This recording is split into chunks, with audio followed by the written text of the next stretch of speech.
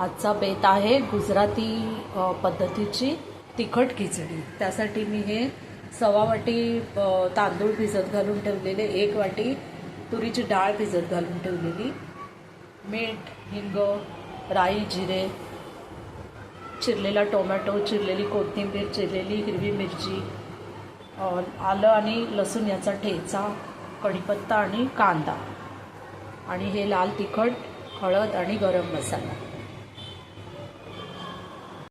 हा कुकर तापला आहे। आता यामध्ये मी तेल ओतते आहे।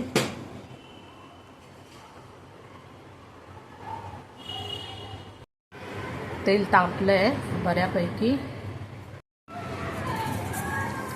मोहरी, जिरं, अंदाजे हिंग आणि कांदा।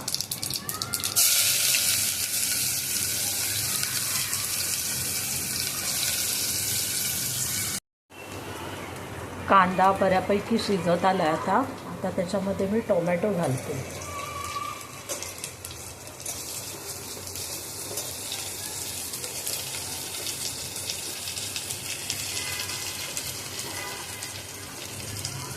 आणि ही मिरची, लसूणचा ठेचा, कढीपत्ता सगळं टाकून मिश्रण हलवून घेते।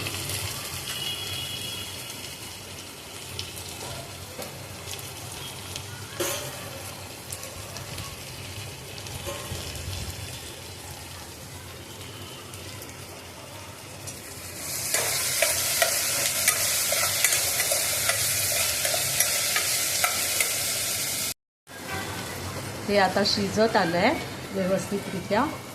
त्यामध्ये मी हे आता मसाले टाकते सगळे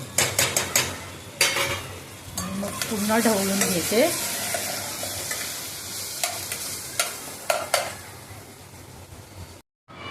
डाळ तांदूळ मी टाकले, पाणी टाकलं आहे बेताचं। अंदाजाप्रमाणे पाणी टाकून मीठ वगैरे टाकून व्यवस्थितरित्या ढवळून शिट्या काढून घ्यायच्या 3।